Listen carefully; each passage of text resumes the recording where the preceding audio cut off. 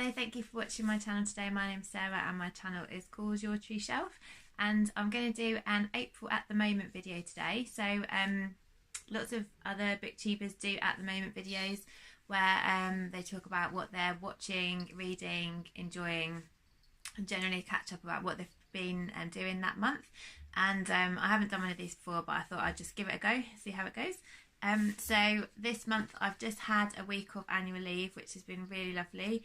That was the first week of the Easter holidays, and we've been doing some Easter crafts. We've been doing we went to the cinema and we saw Dumbo, me and my daughter, which was super sad, but had a happy ending, which was good. What else have we been doing?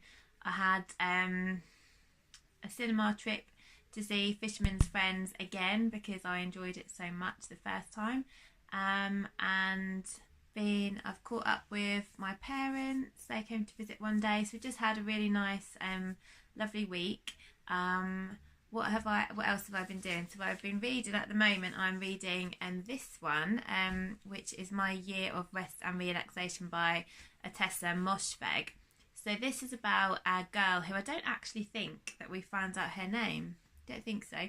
But it's our protagonist is basically blonde, pretty and thin in her own words, and she has inherited money from her parents.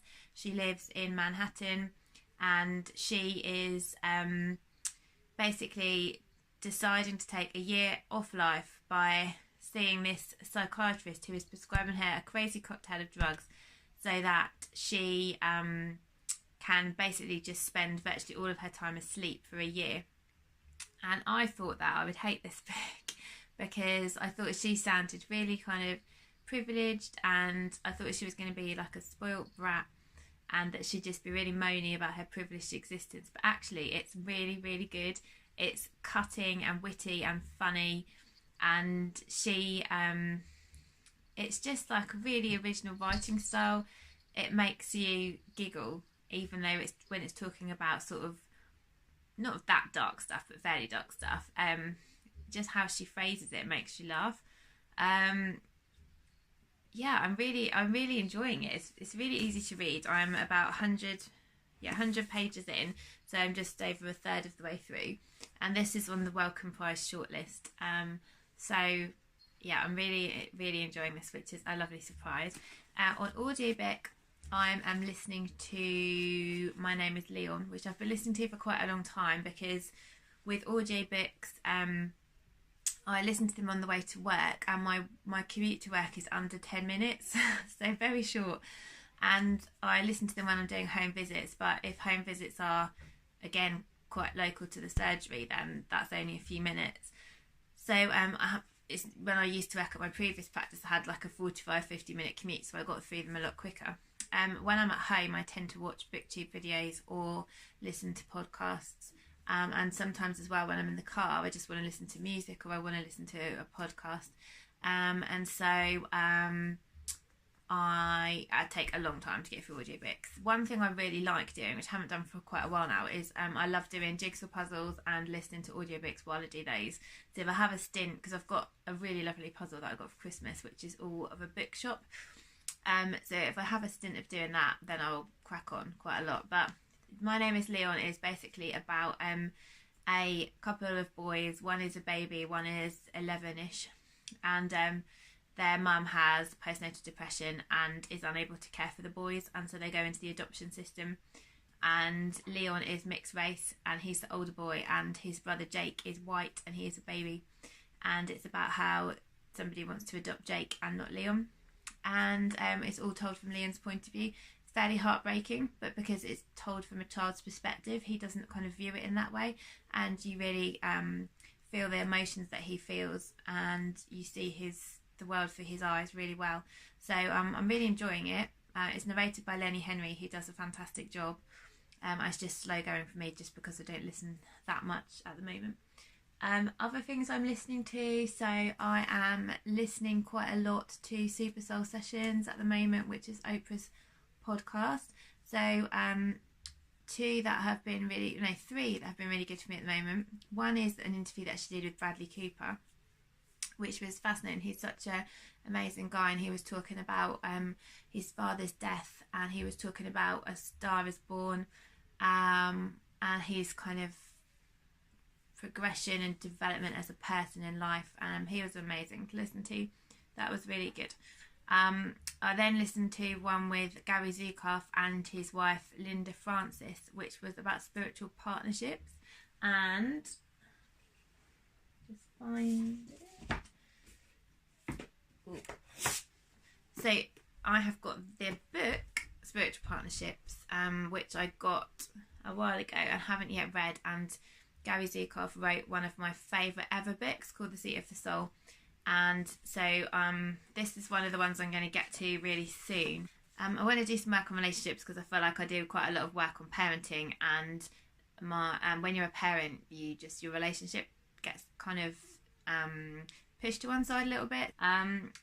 It was really great listening to the podcast, so I'm really looking forward to this book. Then the third of the podcasts that I listened to, I first listened to this series in 2008, so 11 years ago, where there's a book called A New Earth. Let me just grab it. Okay, so this book, Eckhart Tolle's book, A New Earth, is one of my favourite books of all time. And this book was made into a series of webcasts with Oprah and Eckhart in 2008, and they basically spend an hour discussing each chapter. So there's 10 chapters, so they did it over 10 weeks, and they're now releasing each one as a podcast on Super Soul Sessions. So they discuss the chapter, they take questions from people who are reading the book, who need some help with certain concepts, and it is like one of the most amazing things I ever listened to. So I'm so excited to be listening to it again, because it just brings so much peace and calm and reverence into my life. And so this is like really, really amazing to listen to, and I'd highly recommend it to everybody.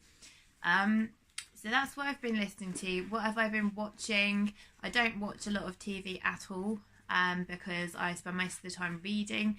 TV wise, I have watched I started watching A House Through Time, which is a series where the presenter basically focuses on one house. So this time it's a five-story terrace in Newcastle, and it was built in the early 1800s, and they go through every family who's ever lived in the house. They basically find out about every family who's ever lived in the house and go through their story, and so for the current owners it must be so interesting to find out all the people who ever lived there and what happened to them. So that was good. And I've watched film-wise, let me just think. I watched Fisherman's Friend again, as I already mentioned, at the cinema. I also watched a film called Benji with Faye, with my daughter. It's so sweet. It's about like a dog who's a stray, and about this family who kind of their lives intertwine with his. It's a Netflix film. It's so sweet and lovely, and it made me cry, but I really enjoyed it, and it was really like escapist. And I also watched another Netflix film called Juanita, which is about African American woman who is kind of a bit sick of how her life is. So one of her daughter has a baby who she ends up looking after all the time. She has two sons, one of whom is sort of intermingling with gangs, one of whom is in prison, and she's just kind of a bit sick of it when she decides to just go for it on a road trip. The start of it is a bit weird, a bit like the early episodes of Sex and the City, where Sarah Jessica Parker keeps looking at the camera and kind of stepping out of her role and talking to the camera. And Juanita does that, and initially it was kind of off-putting, but then I just got used to it, and it happens actually less as the film goes on. And I've got just the last few minutes to watch, because I was watching it and it got really late, and then I just had to stop it where it was and come back to the end. So I haven't finished the end yet, but it's really good. And then the final film I watched was called Swimming with Men, which is a British comedy with Rob Brydon, about a men's synchronised swimming team, which was okay. I mean, it wasn't going to set the world on fire, but it was fun. It was a kind of escapist, and that was good. So I think probably that's all I've got to say about April at the moment. So let me know if you are interested in any of the things that I've talked about, or you've watched or read any of them, and what your thoughts are. And I am going to do another video. My next video is for my 1 year birthday on BookTube, and so I'm going to have a think about what I'm going to talk about, and I will be back soon. Bye.